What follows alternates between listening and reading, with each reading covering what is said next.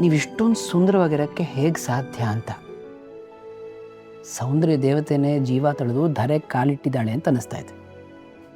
ನನ್ನ ಹೆಂಡತಿ ಇಷ್ಟೊಂದು ಸೌಂದರ್ಯವತಿ ಅಂತ ಹೇಳ್ಕೊಳಕ್ಕೆ ನಂಗೆ ಎಷ್ಟು ಹೆಮ್ಮೆ ಆಗುತ್ತೆ ಗೊತ್ತಾ. ಏನ್ರಿ ನೀವು ಬೆಳಗ್ಗೆನೆ ಹೋಗ್ಲಕ್ಕೆ ಶುರು ಮಾಡ್ಕೊಂಡು ಬಿಟ್ಟಿದ್ದೀರಾ? ಅರೆ ಅದು ಬಿಟ್ಟು ನನಗೇನು ಕೆಲಸ ಇದೆ ಹೇಳಿ. ಈ ಕೆಲಸನ ಮಾಡೋಕ್ಕೆ 24 ಗಂಟೆನೂ ಸಾಕಾಗ್ತಿಲ್ಲ ಅನ್ನೋದು ನನ್ನ ವ್ಯಥೆ. ಇಂಥ ಮಾತುಗಳು ನಾಡಿನೇ ಇಷ್ಟೆಲ್ಲ ಮೋಸ ಮಾಡ್ತಿರೋದು. ಇವ್ರು ಒಂದೊಂದು ಮಾತುಗಳು ಕೇಳ್ತಿದ್ರೆ ಕೆಟ್ಟ ಕೋಪ ಬರ್ತಿದೆ. ಆದರೆ ವಿಷಯ ತಿಳ್ಕೊಳ್ಳೋದಕ್ಕೋಸ್ಕರ ಎಲ್ಲದನ್ನು ಸಹಿಸ್ಕೊಂಡಿರ್ಬೇಕು. ಏನಾಯ್ತು? ಏನು ಯೋಚನೆ ಮಾಡ್ತಿದ್ದೀರಿ? ಏನಿಲ್ಲ ರೀ, ನನಗೆ ಬೇಗ ರೆಡಿ ಆಗಿ ಅಂತ ಹೇಳಿಬಿಟ್ಟು ನೀವಿನ್ನೂ ಹಾಗೆ ಕೂತಿದ್ದೀರಲ್ಲ. ಅಲ್ಲ, ನೆನ್ನೆ ನೀವೇ ಹೋಗೋದು ಬೇಡ ಅಂತೆಲ್ಲ ಅಷ್ಟು ಕ್ಲಿಯರಾಗಿ ಹೇಳಿದ್ರಿ. ಈಗ ನನಗಿಂತ ಮುಂಚೆ ರೆಡಿ ಆಗಿದ್ದೀರಾ. ಅಯ್ಯೋ, ನೆನ್ನೆ ನೀವೇ ಅಲ್ವಾ ಹೇಳಿದ್ದು ಜೀವನದಲ್ಲಿ ಏನು ಮಿಸ್ ಮಾಡಿಕೊಂಡ್ರು ಅಪ್ಪ ಅಮ್ಮ ಜೊತೆ ಸೆಲೆಬ್ರೇಟ್ ಮಾಡೋ ಕ್ಷಣಗಳನ್ನು ಮಿಸ್ ಮಾಡ್ಕೋಬಾರ್ದು ಅಂತ. ಅದಕ್ಕೆ ಬೇಗ ರೆಡಿ ಆದ್ನಪ್ಪ. So I was right. ನನಗೊಂದು 5 ನಿಮಿಷ ಟೈಮ್ ಕೊಡಿ, ನಾನು ರೆಡಿಯಾಗಿ ಬರ್ತೀನಿ. ನಿಮ್ಮನ್ನು ಮ್ಯಾಚ್ ಮಾಡಬೇಕಲ್ಲ, ಬಂದೆ ತಾಳಿ. ಸರಿ ಸರಿ.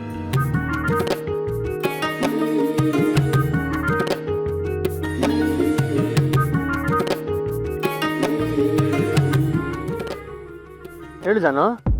ಹಲೋ ವಿಶ್ವ, ಎಲ್ಲಿದ್ಯಾ? ನಾನು ಮತ್ತೆ ಅಪ್ಪ ಯಾವುದೋ ಕೆಲಸದ ಮೇಲೆ ಬೆಂಗಳೂರಿಗೆ ಬಂದಿದ್ವಿ ಜಾನು. ಅವ್ರೇನೋ ತರಕ್ಕೆ ಹೇಳಿದ್ರು, ಅದಕ್ಕೆ ಆಚೆ ಬಂದಿದ್ದೆ. ಕರೆಕ್ಟು, ವೆಂಕಿ ಅಣ್ಣವ್ರ ತಾಯಿ ನೋಡಿದ್ಮೇಲೆ ಏನೋ ಪ್ಲಾನ್ ಮಾಡ್ತೀನಿ ಅಂತ ಹೇಳಿದ್ಯಲ್ಲ, ಏನಾಯ್ತು? ಕಣೋ, ನಿನಗೆ ಗೊತ್ತಲ್ವಾ, ಮನೆಗೆ ಅಣ್ಣ ಅದಕ್ಕೆ ಎಲ್ಲ ಬಂದ್ಬಿಟ್ರು. ಅವ್ರನ್ನ ಹಾಸ್ಪಿಟಲ್ ಕರ್ಕೊಂಡು ಹೋಗೋ ಅದು ಇದು ಅಂತ ಅದರಲ್ಲೇ ಎಲ್ಲ ಮುಗ್ದೋಯ್ತು.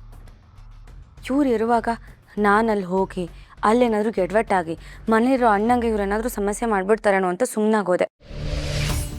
ಅದಕ್ಕೆ ಇವರಿದ್ರೆ ಏನೂ ಮಾಡೋಕ್ಕಾಗಲ್ಲ ಅಂತ ಅವ್ರನ್ನ ವಾಪಸ್ ಊರಿಗೂ ಕಳಿಸ್ಬಿಟ್ಟೆ. ಅಪ್ಪ ಫೋನ್ ಮಾಡಿ ಹೊಸದಾಗಿ ಗ್ಯಾರೇಜ್ ಓಪನ್ ಮಾಡ್ತಾಯಿದ್ದೀವಿ, ಓಪನಿಂಗಿಗೆ ಬನ್ನಿ ಅಂತ ಕರೆದ್ರು. ಅದಕ್ಕೆ ಇವಾಗ ರೆಡಿಯಾಗಿ ಹೊರಟಿದ್ದೀವಿ. ಹೌದಾ? ಅತ್ತೆ ಮತ್ತೆ ಮಾವ ನಮಗೂ ಫೋನ್ ಮಾಡಿದ್ರು, ನಾನು ಅಪ್ಪನೂ ಹೊರಡ್ತಾ ಇದ್ದೀವಿ. ಓ ಹೌದಾ, ಒಳ್ಳೇದಾಯ್ತು ಬಿಡು. ಇನ್ನೇನು ಸಿಗ್ತೀವಲ್ಲ, ಮುಂದೇನು ಮಾಡಬೇಕು ಅಂತ ಅಲ್ಲೇ ಡಿಸ್ಕಸ್ ಮಾಡೋಣ. ಸರಿ ಜಾನು, ನಾನು ಅಲ್ಲೇ ಬರ್ತೀನಿ, ಅಲ್ಲೇ ಮಾತಾಡೋಣ. ಸರಿ ಸರಿ.